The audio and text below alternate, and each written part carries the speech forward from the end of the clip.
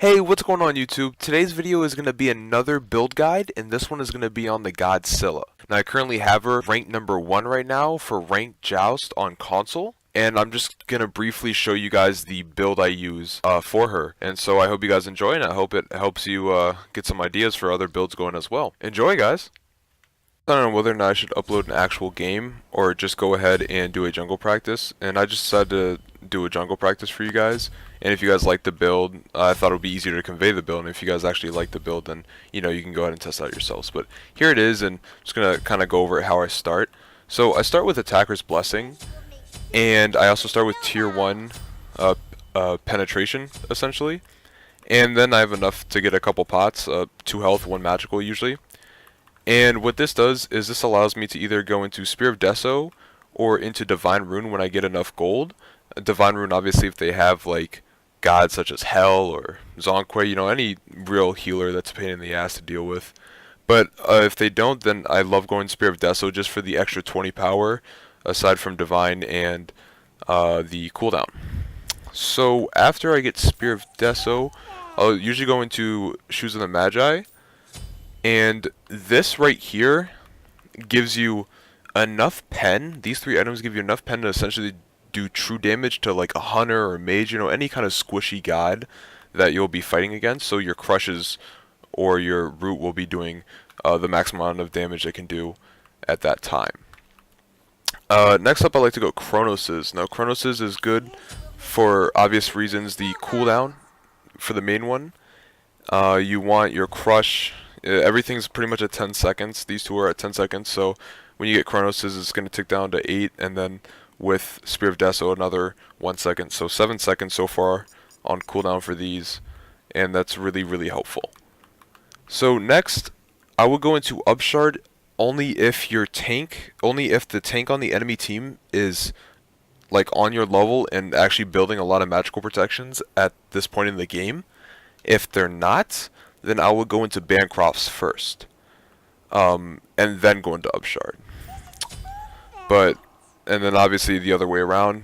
If they are, then Upshard first, and then Bancrofts, just for that power difference.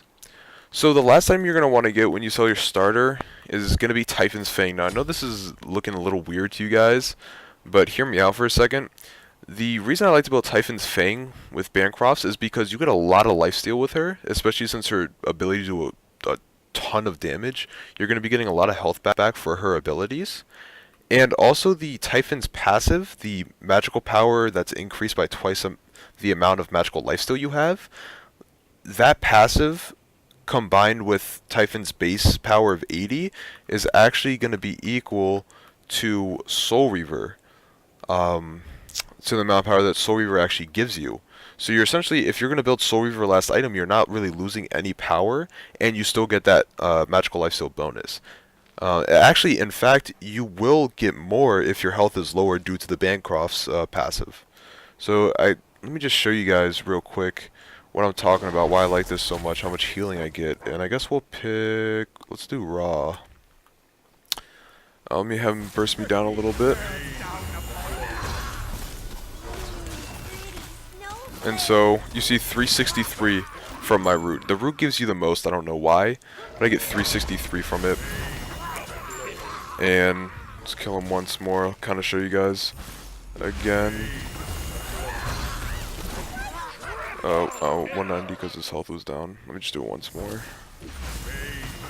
My autos are doing a bunch of damage too. Yeah, 481 from that when I was really low health. So as you guys can see, like, it's really good in fights. Just for getting your health back. It's actually incredible. So that's really the build. I would tweak this around a little bit. Like I said, if they have a healer, definitely do Divine. You won't get that extra cooldown, but also make sure actually you get the Potion of Might too at the end of the build. This will give you extra cooldown as well and power. But yeah, so if they have a healer, definitely go Divine. And also if they have a heavy tank, or a tank that's heavy on health, I should say, I would actually, like Ares for example, I would not go Typhons, but rather go into Soul Reaver, just because, again, you're getting the same power that Typhons would have given you, but the Soul Reaver passive is going to be way more effective. You're going to be hitting for an extra like 120 damage with the Soul Reaver passive on. So just keep that in mind. Just build kind of according to what you're playing against. But that's really, this is really the build, guys. This is what I use, and I love using this build. I get really high magical power scaling. As you can see, my crush is in the 900s, and that's without the Bancrofts being active again. And Sikkim is pretty high as well, and obviously my alt's going to be a little over 1600. So I hope you guys enjoyed this video, and I hope you guys found out a new build for her. And if you guys have any other suggestions or any other builds, please feel free to put them down in the comments below. You know, trying new things out is how I found this out. For example, I guess you could honestly get rid of Chronos' Pendant and go into Polynomicon for even more lifesteal. So be healing even greater. So things like that, guys. Hope you enjoyed, I really do. And if you did, please like the video. I really appreciate it, and subscribe to my channel for more build guides. Have a great one, guys, and peace out.